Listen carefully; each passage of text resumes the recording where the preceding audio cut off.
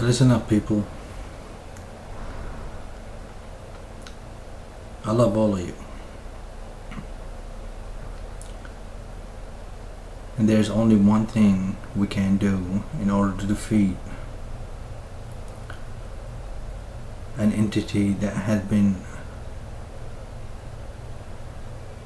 torturing you for thousands of years and had perfected the art of that torture, and that is Satan. He's been doing that to you. And lately he had applied such a stranglehold on all aspects of life. It is like he controls destiny. Although God is the only one who controls destiny. But you could limit all the options, leaving but a few options. And that's what he does. And he had perfected the art of doing it since he's been doing it to us for thousands of years. And that is the enemy that we have to go up against, that has such a stranglehold on us. And there's absolutely no reason for any of us not to do something about the stranglehold that is choking all of us. And we could do it, and we could do it peacefully, and we could do it democratically, and we could do it any which way you want, as long as it will break us of this satanic system that has been put on us, on all of humanity, where the powerful people print money at will and then lend it to our governments at interest, and squeezing and releasing and squeezing and releasing until they acquire the money, because they follow a system from Satan, who had perfected that system. So he knows what works, he knows what doesn't work. It's an art of torture to him. That's what he does to you, to us, to me, to humanity. That's what he does.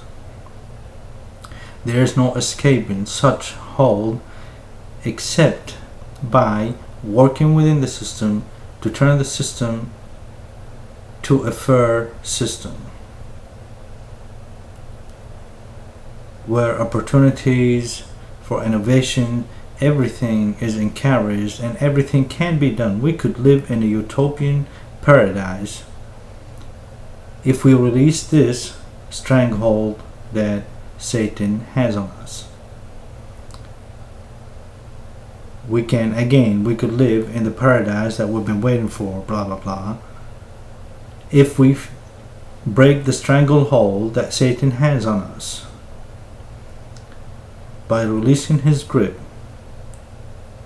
that he has on us, and doing it peacefully, democratically, intelligently, because we are an intelligent race, contrary to what his ugliness might think. The rejected one. He was rejected for one reason, because of his arrogance. He was arrogant. He claimed it from the very beginning. And he said, when God created Adam, he said, what? I am better than him. I am better than him. That was the first thing he said in our presence. He hated us from the very start, tens of thousands of years ago. Imagine what he's doing to us right now.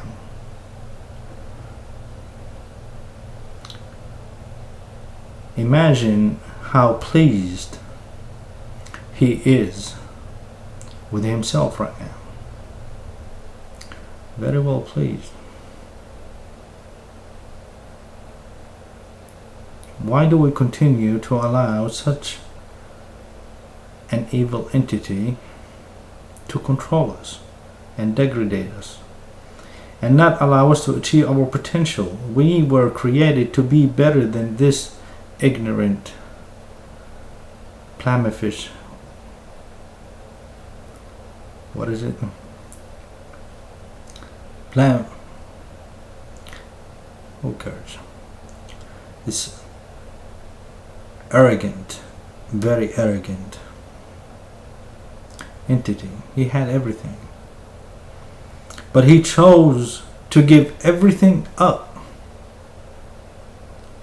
and pursue a career, a long, long career of torturing us.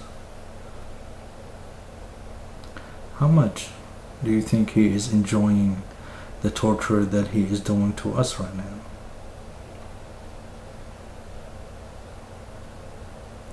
How much? I would say pretty much. If you leave heaven and everything that it has, and the presence of God, which is better than anything you could possibly imagine, and you leave all that in order to cause as much pain and suffering and torture on this new creation that is called humanity, and you exchange all that for the torture. Wow. How much does he hate you, I wonder?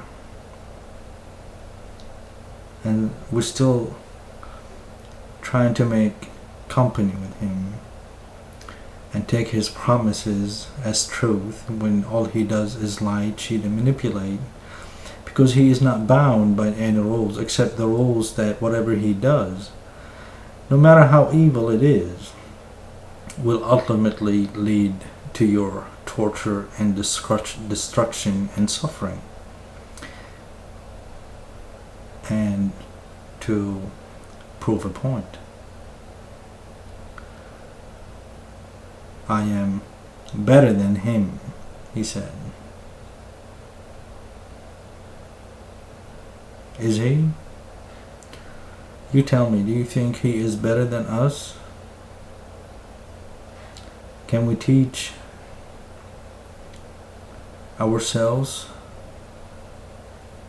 by uniting and teach this fool, this ignorant, selfish, greedy entity? Can we prove to it that we are better than it?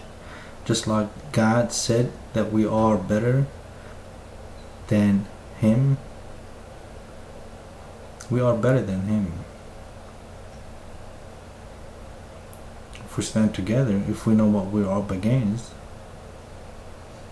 Because with all his strength and with all the power that he holds,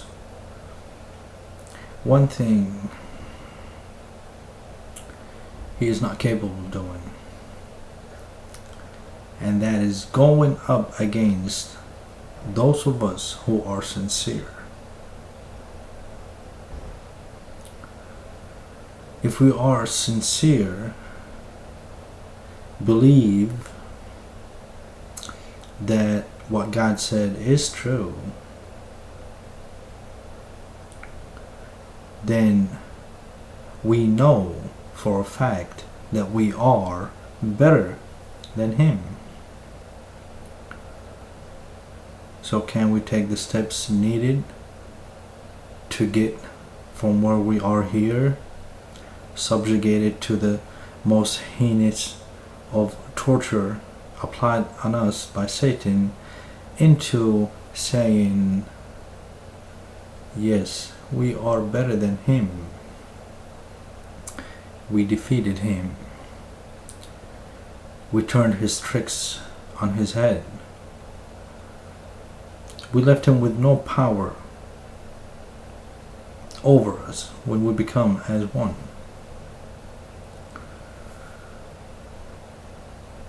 That was the advice of Jesus Christ. He said, when he said, be ye as one,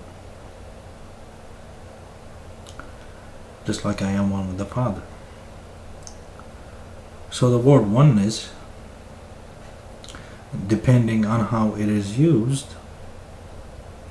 applies to all of us. We were one to start with, to begin with, God created us as one. He created us as one, and He created us to be one. So can we be one, become one, in order to defeat our enemy? Because unless and until we do that, then our torture and our suffering and our pain and everything bad that is happening to us will continue and continue to increase, because this is what fuels His happiness. This is what He lives to do, is to torture you. Join me. Please wake up. Please open your eyes. And please retweet, subscribe, whatever you need to do. You have to spread the message. You have to uncover the lies of Satan and his tricks, and you have to tell everybody. Please do all that all the time.